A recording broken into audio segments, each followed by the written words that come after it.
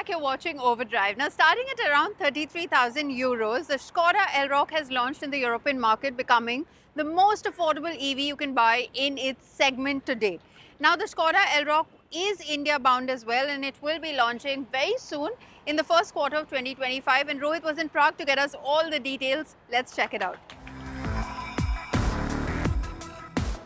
This right here is the new Skoda Elroq. It has been launched today in the European market at prices beginning at 33,000 euros. Now this is an all-new EV that sits under the Enyaq in the Skoda portfolio, and the good news is it's likely to come to India.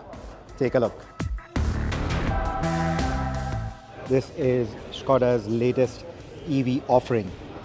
It's around the same footprint as a Skoda Karoq. So you're looking at a 4.5 odd meter length. It's got the classic silhouette, again very similar to the Karoq. No coupe roof line going on in here. Now you're going to have 3 battery options with this vehicle.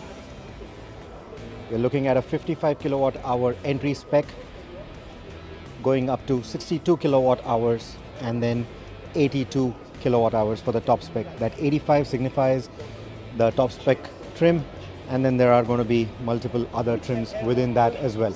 Now in terms of the design, this is their new design philosophy. The modern solid design philosophy is what they call it. So the tail lights are again going to be very similar to the current Kodiaq that we have in the country, or again similar to the Karoq.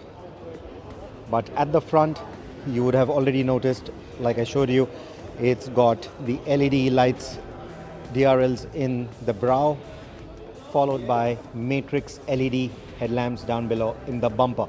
This is an EV only, which is why you get an all black grille there that hides the camera that is visible right there, and other radars as well. Down below, the lower part of the bumper, you will see the matte black treatment that also sort of goes all around the car and underscores the entire design. Whereas up in the front, you will see that mesh pattern with a satin skid plate down below. The other big design change from what we've seen on Skodas is this Skoda lettering that sits proudly on the bonnet now instead of the Skoda logo. We're talking about the Karoq kind of footprint, and that is again visible with the kind of glass area that you get. Now in terms of charging, this is going to be very similar to the Enyaq, which means in about 30 minutes you should be able to go from 10 to 80% with fast charging capability. Let's now step in and see what do we get inside. So the screen is pretty big, very similar to what we've seen on some of the newer Skoda cars which are yet to arrive in the Indian market. So it's charging at the moment. We saw that on the outside, but anyway, you get a gist of what the screen looks like. That's going to be your navigation. I believe it is powered by TomTom, if I'm not wrong. Anyway, so I was pointing at the steering wheel, so you still get the third spoke here, which you do not get on cars like the Octavia, and then those controls are something that we are familiar with.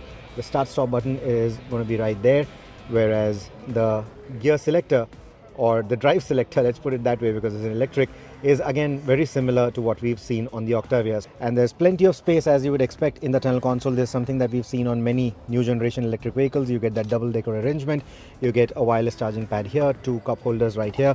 That is the key, that's the design for the key, again very similar to some of the newer cars from Skoda.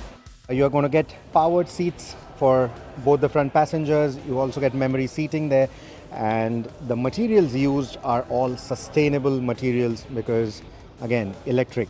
You also see this orange stitching, which adds that nice effect. You will also spot the ambient lighting, which again looks quite nice. Let's look at the rear seats as well.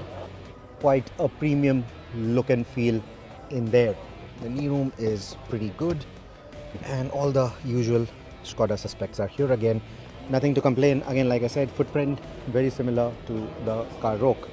We are looking at a competition with cars like the Creta EV, the Curve EV, and the MG ZS EV. However, the pricing is going to be on the higher side. It's not going to be the same as the Creta.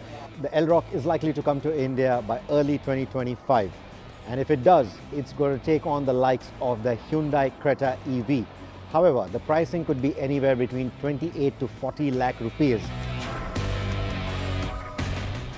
Well, it's time to take our final break here on the show, but coming up on the other side, we take the updated TVS Apache RR 310 on a racetrack for a thorough evaluation.